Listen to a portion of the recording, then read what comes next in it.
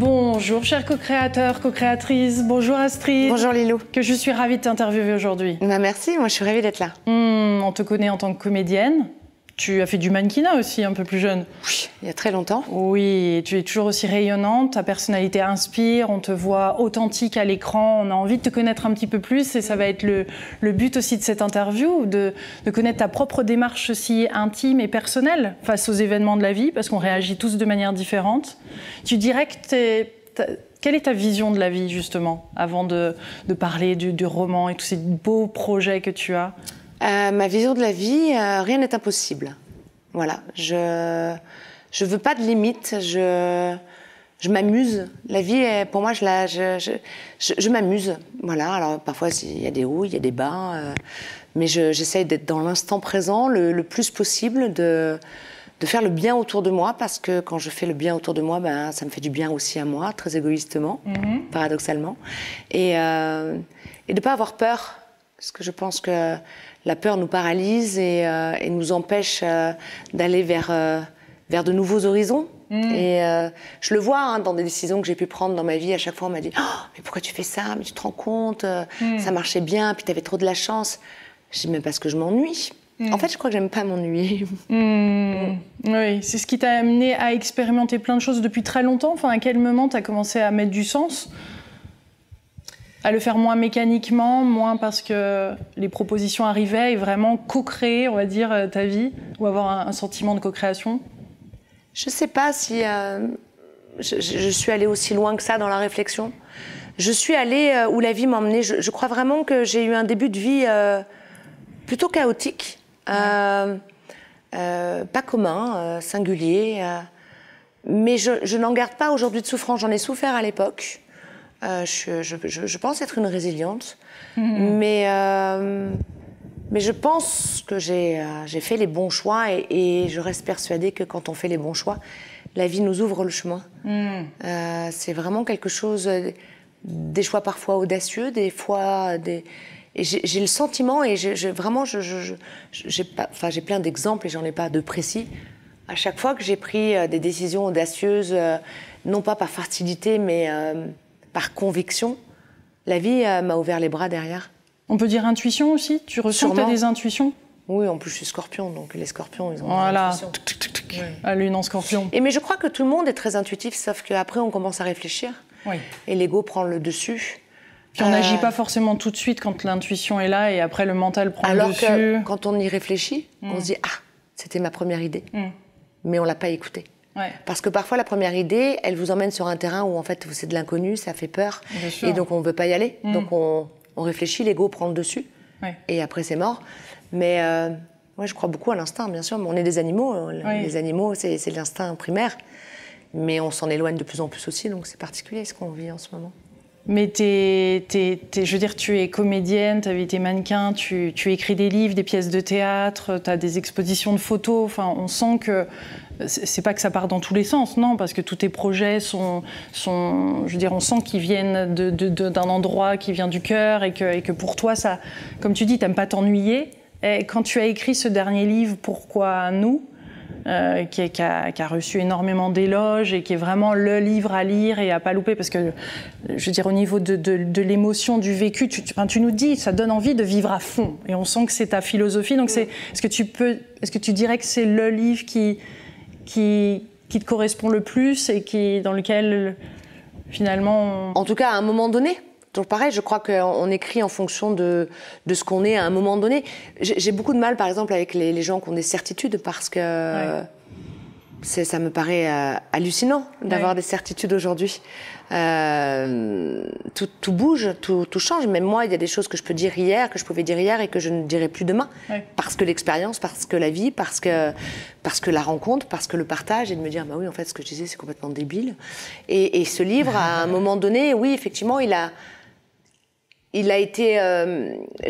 en fait, ce livre est né parce que, jusqu'à présent, moi j'ai écrit deux romans avant, et les auteurs m'ont beaucoup aidée, parce que je ne savais pas écrire, parce que la vie m'a donné cette opportunité-là, et donc j'ai commencé à écrire comme ça. Et puis après ces deux romans, je me suis dit, Est-ce que je suis capable d'écrire toute seule, sans éditeur, sans rien? Et je me suis lancée. Et j'ai écrit Pourquoi nous?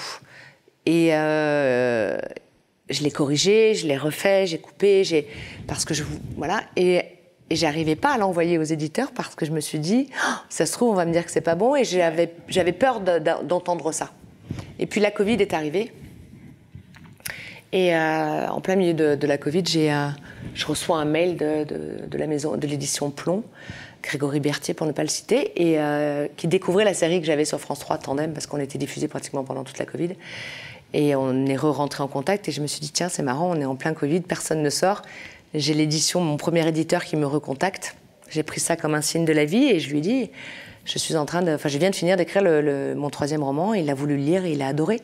Et c'est vrai qu'on sortait d'un moment un peu compliqué, si ce n'est très compliqué, cette espèce de confinement, etc. Et je pense que l'enthousiasme est venu de là aussi, c'est-à-dire ce besoin de, oui, vivons, quoi. Parce que tout peut s'arrêter demain. Et c'est exactement ce que dit ce livre. On maîtrise rien. Les gens essayent de maîtriser de plus en plus, mais on maîtrise rien. Donc vivons. On n'a que ça à faire, en fait, de vivre. Sans peur, sans appréhension, sans penser à demain, sans penser à hier, mais là, maintenant. Et c'est ce que j'ai voulu écrire dans ce livre, Et tu parles de relations aussi, de rapports mère-fils, de relations amoureuses. De tout inspirées forcément de ta propre vie. Bien sûr, bien sûr. Mais c'est important de revenir à l'essentiel aujourd'hui. On se perd tellement... Moi, je le vois sur les plateaux j'en parle avec émotion parce que je fais la guerre au portable. On n'est jamais là.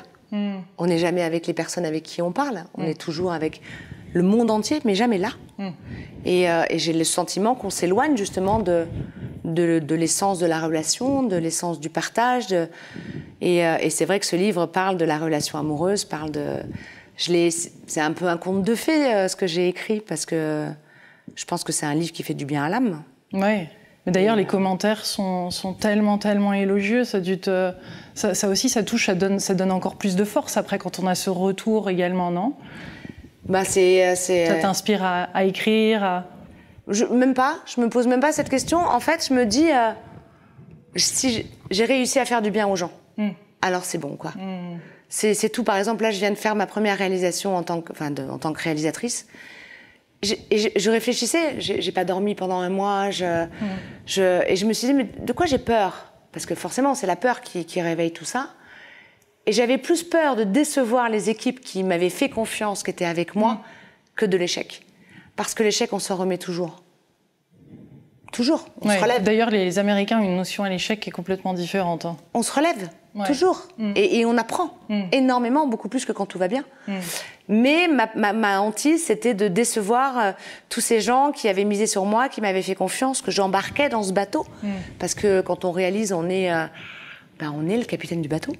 Et c'était ça, ma hantise. Et quand on a fait la fête de fin de tournage, parce que on finit toujours un tournage par une fête de fin de tournage, et que j'ai vu le bonheur de ces gens d'avoir participé à ce film, la reconnaissance dont qu'ils m'ont offerte, je me suis dit, mais j'ai tout gagné, même si le film ne fonctionne pas, c'est pas grave. L'aventure humaine était là, et elle était belle. Je sais pas pourquoi on est arrivé là. Quand l'inspiration n'est pas là, ou quand tu as des coups durs, des moments difficiles, des ruptures ou autre, est-ce que tu as découvert des formes de thérapie, d'autres choses qui t'ont aidé à traverser ces instants, ou quel est ton refuge, hormis l'instant présent, pour pas faire référence au livre de Véronique Jeannot d'ailleurs, le présent non, mais en même temps, j'ai envie de vous dire j'ai envie de te dire que c'est que ça, en fait. C'est-à-dire que si on profite vraiment de quand tout va bien, parce que dans l'absolu, attention, je parle pas de cas extrêmes, de maladies, évidemment, et on est bien d'accord, mais les gens ne savent plus apprécier quand tout va bien, parce qu'ils ont peur du lendemain. Mais demain, qu'est-ce qui va se passer? Et on se laisse embarquer par tout ça. Et j'ai le sentiment, attention, j'y arrive pas toujours, je suis pas non plus le Dalai Lama, vous voyez.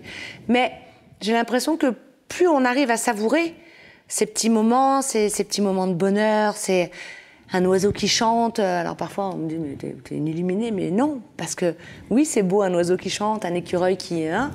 de se lever le matin, d'être en bonne santé, de voir son fils en bonne santé. Et oui, tout n'est pas parfait. Mais si on arrive à apprécier ces choses-là, je pense qu'on est plus armé, effectivement, pour supporter les moments où ça va moins bien, parce que oui, ils font partie de la vie. Et puis c'est les accepter aussi, ces moments où ils vont moins bien. On est toujours en lutte quand pourquoi ça fait pas bien. Alors attention, je dis pas que c'est facile, hein. Mais si on les accepte avec nos émotions, avec notre colère, avec notre souffrance, j'ai le sentiment qu'ils sont beaucoup plus vivables, en fait. Et les moments de deuil, alors? T'en as connu quelques-uns? Oui.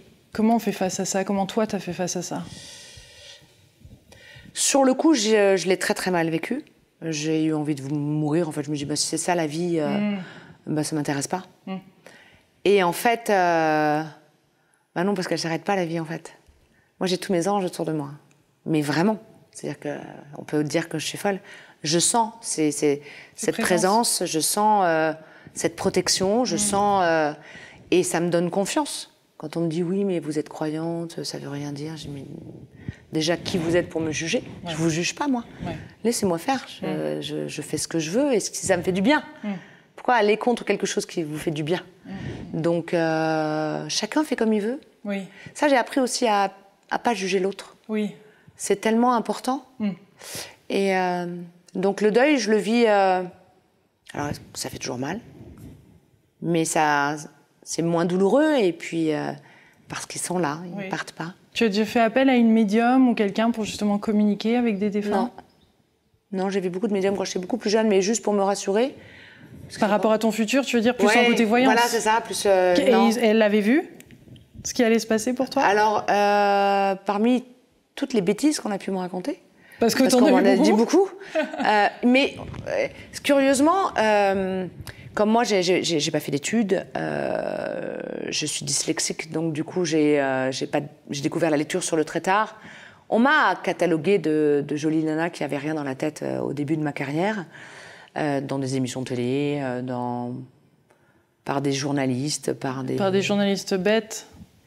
Je les jugerai pas, chacun, je sais pas s'ils étaient bêtes ou pas, et en tout cas ils m'ont fait du mal, mais ils m'ont fait du mal parce que j'avais pas les armes pour leur répondre. Et à force de ça, à un moment tu te dis non, je vais arrêter de leur donner ce pouvoir-là sur moi, en fait. Donc j'ai appris, j'ai lu, j'ai développé, Puis après, je me suis dit, mais c'est quoi l'intelligence? C'est de sortir des citations toutes les 2 secondes, tel auteur a écrit ça, oui, mais machin a dit ça. Ou c'est l'intelligence de la vie et de se dire, de rebondir, de s'adapter, d'être généreux malgré tout, de ne pas être aigri. Je crois que je préfère cette intelligence-là. Mais on en était où? Je suis encore partie dans un autre truc. Mais si, on partait des anges, des défunts et de tes contacts médiumniques ou de voyance. Et voilà, moi, tous les matins, je fais ma méditation aux anges. Je leur demande d'être avec moi. Donc tu poses l'intention pour la journée ou tu demandes d'être accompagnée, en fait. Juste d'accompagner et de m'aider à être meilleure. À être meilleure. Et à faire le bien autour de moi. J'ai besoin de ça. Alors, est-ce que c'est égoïste? Est-ce que c'est pour me rassurer? Est-ce que c'est pour... Parce qu'il peut y avoir plein de raisons à vouloir ça. Mais de voir les gens heureux me fait du bien. Voilà. Et c'est cette demande. Tu as eu des personnes toxiques dans ta vie, je suppose, comme nous tous, ou dans le travail. Comment tu as réussi à petit, pas les éliminer parce que c'est pas le cas, mais petit à petit passer ton chemin pour avoir quelque chose de vraiment serein sur lequel tu peux t'épanouir et te développer, parce qu'on sent cette sensibilité chez toi. Et c'est vrai que quand on est attaqué ou quand on se sent attaqué ou qu'on a des personnes plus toxiques autour, c'est plus difficile de déployer ses ailes. Donc tu as dû quand même avoir un moment, faire un peu le tri. J'ai mis du temps avec certaines personnes qui étaient primordiales dans la vie de quelqu'un. C'était pas tant la personne, c'était la relation qui était toxique. Oui, voilà. Par exemple, je vois plus ma maman. Depuis maintenant 11 ans. On s'est pas trouvés et je sais qu'elle m'aime et je sais que je l'aime, mais on se fait du mal. Et à un moment, là, c'est marrant parce que j'en discutais avec une maquilleuse sur le dernier plateau où j'étais, où elle est dans une relation toxique avec sa mère. À un moment, il faut pouvoir se libérer. Oui, mais c'est ma mère. Ouais, mais non, en fait. La relation, si elle est toxique, quelle que soit la personne, si elle vous fait du mal plus que du bien, mais il faut partir. il faut partir. Oui, mais quand elle mourra, je dis, mais tu mourras peut-être avant. Enfin, il y a un moment, on peut pas être dans la projection de ça tout le temps. Et puis, si un jour elle part et que tu ne lui as pas pu lui dire ce que tu avais lui dire, bah, tu lui parleras autrement. Mais en attendant, tu peux pas être en souffrance constamment. Et elle non plus, elle était en souffrance. Bien sûr. Il y a un moment quand on n'arrive plus. Et il n'y a pas de jeter la faute sur l'une ou sur l'autre. Ça ne fonctionne pas. On ne s'est pas trouvé. Voilà. Donc il y a un moment, et ben, il faut savoir se dire ça ne fonctionne pas. Ben, essayons autre chose. Et je me sens mieux depuis. Je me sens plus libre, je me sens moins à attendre quelque chose qui ne viendra jamais. Parce qu'il n'y a rien de pire que l'attente. De reconnaissance, l'attente d'amour, ben non. Non. Quand on sait que... quand on casse le lien, on n'attend plus. Donc on est moins en souffrance. On n'est pas sur Terre pour souffrir. Et au travail, pareil, parce qu'on entend tellement de choses sur le milieu comme ça, de la production ou autre, la télévision. Est-ce qu'il y a eu des fois des chantages ou des personnes qui ont voulu abuser? Parce que tu es une belle femme, je veux dire, il y a tellement de choses. On a eu le mouvement MeToo qui est apparu, mais je veux dire, comment toi, tu as réussi à rester intègre en tant que femme dans ce métier-là et à prendre des choix, justement, des décisions qui étaient bonnes pour toi? Comment tu navigues dans ces eaux qui semblent troubles? La réponse peut être mal vécue. Bah déjà, j'ai jamais accepté d'aller rencontrer des producteurs dans les hôtels. Déjà. Petit A. Voilà, déjà. Voilà. Que ce soit un hôtel 5 étoiles ou dans un salon. Enfin, pour moi, voilà. Mais de par mon expérience, moi, j'ai été agressée lorsque j'avais 15 ans, donc je sais ce que c'est. Sexuellement? Oui. Et donc, à partir de là, j'ai laissé personne d'autre abuser de moi, quoi. Et on m'a jamais... je pense qu'on n'est pas venu me chercher à ce niveau-là, en fait. Parce que j'ai pas laissé... oui. Je sais pas. Et c'est compliqué ce métier parce que tout est dans un rapport de séduction. Même quand on tourne, forcément, il y a un rapport de séduction avec le réalisateur. Avec la caméra. Mais moi, j'ai jamais été confrontée à ça. Une fois, un producteur m'a dit le numéro de sa chambre dans un festival dans l'oreille. Je pense qu'il s'en rappellera toute sa vie. Et on s'est appelé après, il m'a dit « J'ai essayé, parfois ça marche ». Moi, ça n'a pas marché. Ah non, j'ai été très très en colère. Il y avait beaucoup de monde autour de moi, quoi. T'as travaillé dur pour obtenir ce que tu as. Ce que tu vis. Je voulais pas vendre mon âme au diable. Et je voulais pas... Alors j'ai fait plein d'erreurs. On m'a jugée parce que j'avais ce qu'on appelle une grande gueule et que je supporte pas l'injustice. Je supporte pas par réaction parce que j'ai vécu. Si on m'attaque, je vais attaquer 2 fois plus. Et en même temps, je suis extrêmement fragile, extrêmement sensible. On n'est pas tout l'un ou tout l'autre. Et parfois, je me mets cette carapace parce que moi, je pleure en deux. Je suis quelqu'un mon fils me dit tout le temps oh, « Mais qu'est-ce que tu pleures ?» Je dis « Je pleure, je ris, je suis à 100 000 tout le temps, moi. » Mais voilà, parce que je sais aussi qu'encore une fois, j'ai cette notion que tout peut s'arrêter demain, là, dans 5 minutes. Je ne quitte pas ça. Et je pense que ça me permet aussi cette liberté-là. Moi, on m'a interdite de travailler sur TF1, pour ne pas citer cette chaîne, pendant des années, alors que j'avais fait que des succès, alors que j'avais jamais eu un seul problème, jamais un retard, jamais un problème de texte. Je faisais que des choses, je vous parle de quelque chose il y a 30 ans, parce que j'ai 32 ans de carrière, donc oui. Donc j'ai fait TF1, et puis du jour au lendemain... Le miel et les abeilles. Oui, mais tout. J'ai tous mes débuts, Extrême Limite, Jamais 200 toits, Un homme en colère, Sous le soleil. J'ai tout fait sur TF1. Et du jour au lendemain, on m'a blacklisté, comme on dit. Pourquoi? Changement de direction.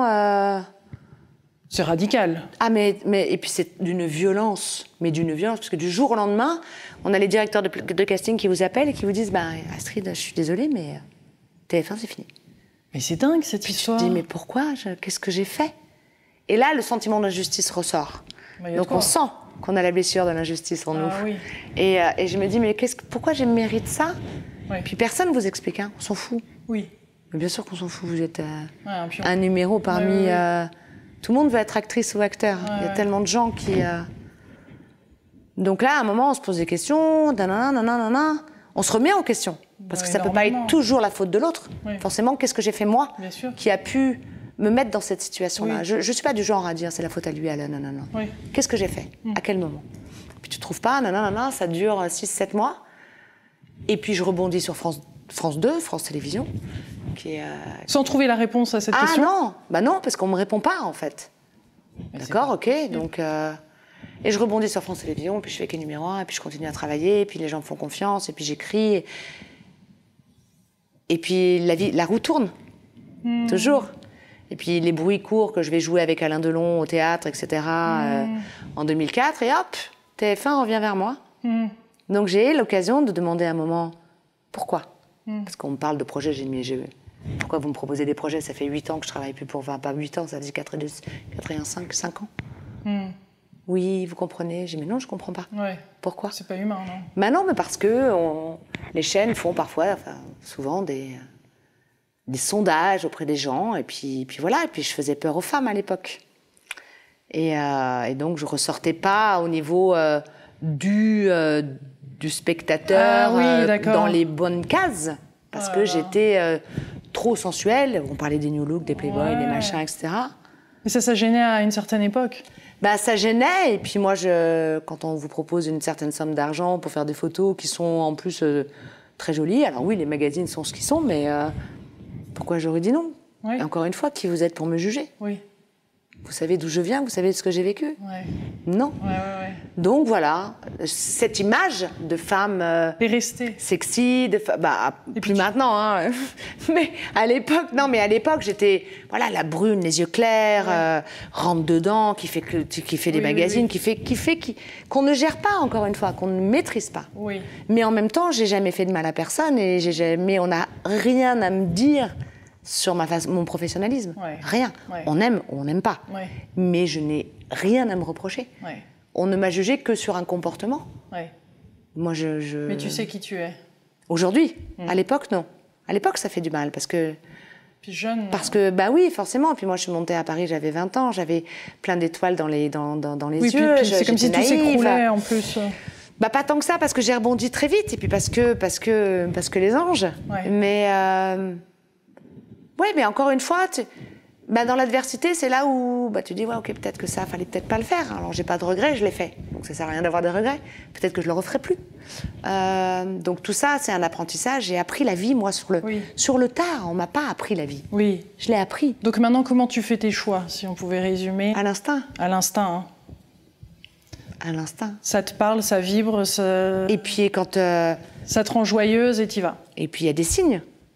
Je suis très à l'écoute de la vie, de ce qu'elle me renvoie, de ce qu'elle me dit. Et quand je suis sur le mauvais chemin, je le sens.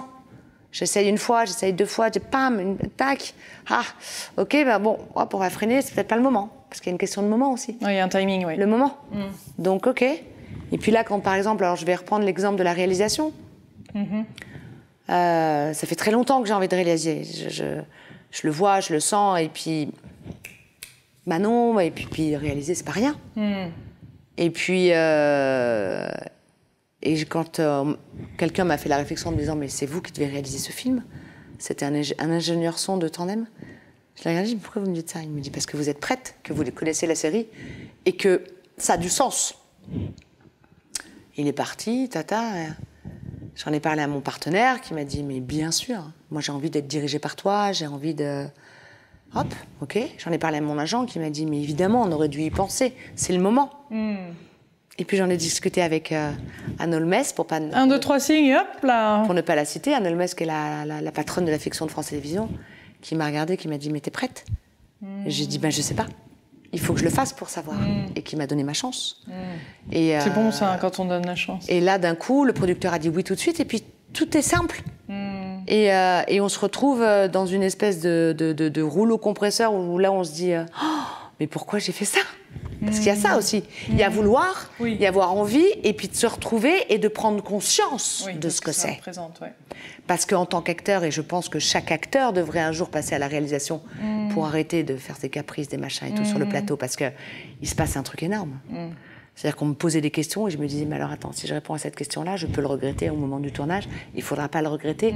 Et puis on choisit des décors, on choisit des comédiens, on choisit... Puis il y a des gens qui vous disent, vous êtes sûr de ça? Puis il y a des... Voilà. Donc, mais je l'ai fait. Et je l'ai fait et c'était le moment parce que ça a été tellement facile, entre guillemets, que je savais que c'était le moment. Ouais. C'est ça mes choix. Ouais. Et ta pièce de théâtre a fait alors le choix, 20 ans plus tard, de faire de la continuité de cette pièce de théâtre qui a été un grand succès? Là, pour le coup, c'est très moi. C'est-à-dire que... T'as attendu, là aussi, il y a un timing. Quand on n'a rien à raconter, il vaut mieux se taire. J'ai envie de dire, non, mais il y a un moment... donc, quand j'ai fait la salle de bain 1, qui s'appelait la salle de bain tout court, je dis maintenant acte 1, qui était le mal-être des trentenaires. À l'époque, Loulou fêtait ses 30 ans, j'étais pile poil dedans, j'avais mes copines, ça faisait la une des magazines, de ces femmes intelligentes, belles, qui ne trouvent pas de mec. Voilà, c'était le thème, il était là. Je l'ai écrit, ça a été un succès énorme, mais alors pourquoi je l'ai écrit ? Je l'ai écrit parce que des médiums m'avaient dit quand j'étais petite, alors on revient à ce qu'on se disait tout à l'heure, quand j'avais tellement pas confiance en moi et que j'avais tellement besoin d'être rassurée, toutes me parlaient de l'écriture. Mais toutes, parmi toutes les idioties qu'elles ont pu me dire, me parlaient de l'écriture. Et je les regardais, je disais, mais c'est n'importe quoi. Je lisais pas, j'avais pas de culture, j'étais improbable. Et puis, 2003, je suis au mariage de mon avocat. Je suis avec Laurette Fugain, Stéphanie Fugain, Laurinette qui n'est plus de ce monde, et on se plaignait qu'il n'y avait pas de rôle féminin drôle. Et Stéphanie Fugain, leur maman, passe derrière, elle me dit, elle nous dit, écrivez. Et paf. Ça revient. Je repense à ce qu'on m'a dit, l'écriture. Oui. Je suis rentrée chez moi, j'ai commencé à écrire. Oui, ça va vite après. Ouais. Et j'ai écrit La salle de bain. Ça a été un énorme succès. Après ça, on me dit, oui, il faut écrire la suite, etc. J'ai perdu mon meilleur ami, mon frère de cœur, mon amour, le 8 mars 2004, et j'ai arrêté ce projet. On est revenu vers moi en me disant, il faut écrire la suite. J'ai dit, mais non, j'ai rien à dire, taisez-vous. Taisez-vous, c'est mon grand mot. Et voilà, je viens de fêter mes 50 ans, enfin, je les ai fêtés maintenant, il y a 2 ans. La ménopause, la crise de la cinquantaine, la place de la femme dans la société. J'avais d'un coup énormément de choses à dire. Donc je les ai écrites. Et voilà. Donc est-ce que tu peux nous dire quelques petits éléments de cette pièce? Parce que j'ai cru entendre parler de certains éléments bien croustillants, dont l'œuf de Yoni, que j'adore, que j'utilise moi-même. Donc dis-nous tout. C'est Loulou donc, qui fête ses 50 ans, qui ne voulait absolument pas fêter ses 50 ans, justement, et ses copines ont la bonne idée de débarquer à l'improviste. Et on lui offre effectivement, entre autres, de tout ce qui se passe, les rebondissements, etc. Mais on lui offre un œuf de Yoni pour ses 50 ans. Et il y a celle qui ne connaît pas, qui ne sait pas ce que c'est cet objet. Il y a la réaction de Loulou qui dit, donc à 50 ans, on offre des œufs de Yoni maintenant, c'est bien. Et puis voilà, il y a tout. Un œuf de Yoni étant un œuf en pierre, que les femmes s'insèrent Normalement, dans leur vagin. Exactement, pour le périnée, pour le bien-être, pour a priori plein de vertus que je ne connais pas, puisque tu m'en as parlé tout à l'heure. Ouais. Et je suis très curieuse d'en savoir plus. Mais moi, je l'ai pris vraiment au sens rééducation périnale pure et dure. Ouais. Mais j'en dis quand même des choses intéressantes. Et puis voilà, on parle du couple, de sexualité, qu'est-ce que devient forcément. le couple, de sexualité, de la place de la femme d'aujourd'hui. Ah oui, ça te tient à cœur d'en parler. Oui, parce que, alors, on se dit toujours plus heureuse, parce que plus libre, parce que plus indépendante, parce que plus... Mais nos grands-mères ne connaissaient pas cette indépendance et cette liberté. Et je me dis, quand on ne connaît pas, on ne sait pas. C'est ce que je dis aussi dans ma pièce. Donc, est-ce qu'elles étaient plus malheureuses que nous? Je ne sais pas. Parce qu'aujourd'hui, on en demande beaucoup aux femmes. Avant, on leur demandait, entre guillemets, il n'y a rien de péjoratif dans ce que je dis, d'être des épouses parfaites et des mamans parfaites. Aujourd'hui, on leur demande d'être des épouses parfaites, des bêtes de sexe, des mères parfaites, d'assurer au boulot, de gagner sa vie. Les hommes pourraient en dire autant. C'est compliqué. Donc voilà, je me dis, tant qu'on ne sait pas, peut-être qu'on... Mais c'était important, attention, ça ne remet pas du tout en question l'égalité, la parité, bien évidemment, mais je rencontre peu de femmes vraiment heureuses aujourd'hui. Vraiment. Déjà, énormément sont en couple parce qu'elles n'ont pas le choix. Donc on revient à des schémas d'avant. Parce que vivre avec un seul salaire aujourd'hui, c'est extrêmement compliqué. Donc beaucoup de femmes restent parce qu'elles ne peuvent pas, parce qu'elles n'ont pas les moyens de partir, parce qu'elles ont un boulot souvent alimentaire. Parce que oui, un salaire, ça suffit pas quand on a 2 enfants. Donc elles vont bosser, mais elles vont prendre le boulot qui leur permettront en plus d'aller chercher les enfants le mercredi après-midi, d'être libres pendant les vacances scolaires, parce que qui va s'occuper des enfants sinon? Donc c'est pas forcément un boulot qu'elles aiment. Non, c'est compliqué, hein, c'est pas si simple. Alors moi j'ai une chance inouïe de faire un métier que j'adore, etc. Et d'être maman célibataire. D'être maman célibataire, mais avec j'aime toujours le papa de mon fils, qui est un homme absolument extraordinaire, mais vraiment, je l'aime profondément, je suis fière de l'être qu'il est, je suis fière d'avoir fait un enfant avec cet homme-là et pas avec quelqu'un d'autre. Après, je me remets en question sur ma vision du couple. Je crois que je n'aime pas ça, en fait. J'ai l'impression d'être dans... Et pourtant, j'avais un homme qui m'empêchait de rien faire. Mais malgré tout, pour moi, je pouvais pas m'envoler. Alors, je parle pas du tout d'aller voir ailleurs et tout. Moi, ça fait 2 ans et demi qu'on n'est plus ensemble. On se voit tous les jours. Je n'ai absolument pas d'autre homme dans ma vie. Et je n'en veux pas. Je suis très, très bien comme ça. Parce que la vie me réserve, je sais pas. Puis, peut-être que les planètes vont me dire ce que la vie me réserve. C'est ça. As-tu déjà, justement, parlons-en. As-tu déjà fait un thème astral de fait? Oui, mais je l'ai eu il y a très très longtemps, encore une fois, toujours dans cette idée de savoir qu'est-ce qui allait m'arriver, dans ce besoin de contrôler l'avenir, que je n'ai plus du tout aujourd'hui. Donc non, oui, je l'ai fait, mais je ne me rappelle plus du tout. Alors, Sandrine Veriken, tu as fait ton thème astral. D'accord. Et j'aimerais que tu regardes ça, que tu nous dises justement les réactions que tu as par rapport à ça, si ça résonne aussi par rapport à ton vécu. Bien sûr. Puisque les planètes étaient alignées d'une certaine façon quand tu es née. Ouais.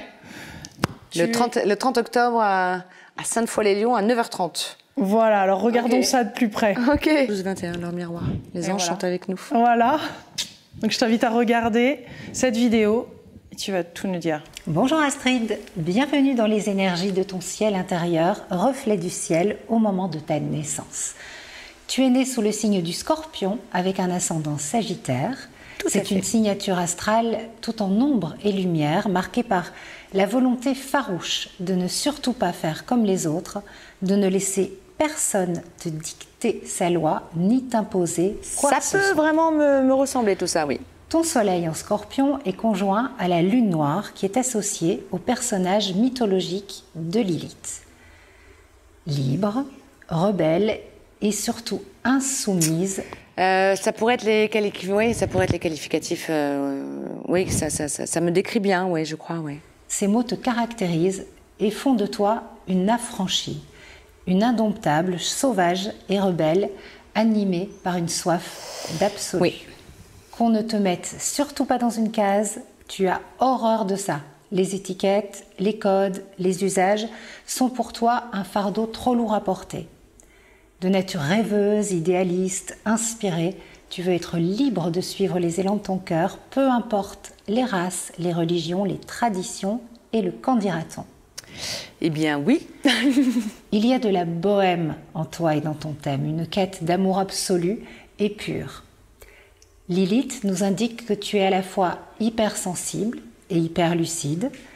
Elle est conjointe au soleil qui symbolise le père dans un thème et évoque présence de son absence et absence de sa présence. Ah, c'est intéressant ça. Ouais, ça me parle. Ça me parle. Elle te rend particulièrement sensible aux violences faites aux femmes. Forcément. Et indique que parfois tu t'exiles loin de tout pour fuir le brouhaha de ce monde devenu complètement fou. J'en ai besoin, oui. J'ai besoin de moments. Et puis en plus, je prends beaucoup sur moi. Je suis quelqu'un qui a beaucoup d'empathie. Et quand les gens vont mal, j'ai tendance à les prendre dans mes bras et à leur faire du bien. Et après, j'ai besoin d'aller me nettoyer. Tu as Neptune à l'ascendant et il fait de toi une muse, une inspiratrice, une poétesse, une âme sensible et voyageuse. La planète évoque aussi un défi d'incarnation, le besoin de partir flotter au-dessus du monde, hors de ton corps, de t'évader par la littérature, la musique, tout ce qui va élever ton âme, ton esprit. Et parfois, même si tu es ancré, tu es là sans être là, comme en flottement. C'est marrant ça, parce que mon ostéopathe me dit souvent vous n'êtes pas ancré, et je me sens parfois très ancrée, donc ça pourrait effectivement correspondre à un trait de ma personnalité, ouais. Avec Saturne, conjoint à Pallas, il y a comme une figure paternelle, un homme ou une femme, je ne sais pas, un parrain ou un oncle peut-être, transmetteur de sagesse, de prudence et poseur de limites. Il incarne dans ton thème la structure nécessaire à la construction de soi et montre que malgré des errances, un côté bohème, tu possèdes, comme je te l'ai déjà dit, une grande capacité de discernement, mais surtout tu as appris à garder la tête froide. Alors ça, je ne l'ai pas associé au père, mais la tête froide, oui, alors là, pour le coup... Enfin, on associe souvent mon mauvais caractère au fait que je sois connue, mais je pense que si j'étais pas connue, j'aurais tout aussi mauvais caractère. Et on finira tous pareil. Donc oui, la tête froide, je l'ai bien. Avec la présence donc de Saturne dans la maison 7, il y a un énorme besoin de reconnaissance dû à l'absence de l'autre vécu comme un abandon et une trahison dans ton enfance. Cette quête s'est assagie au fil des ans et transformée en quête de sens et d'essentiel. Ouais, mais alors ça, c'est très juste. Très, très juste. Un jour, tu n'as plus du tout eu envie de te battre, tu as déposé les armes et tu as donné carte blanche à ton âme. Alors, je pense que c'était peut-être en 2007, là où tu as publié ton premier roman. En tout cas, à ce moment-là, Neptune, planète inspiratrice, était en dialogue intense avec Mercure, planète des écrits et de l'expression de soi. C'est marrant, ça. Hein, on y revient, hein, ce qu'on se disait tout à l'heure.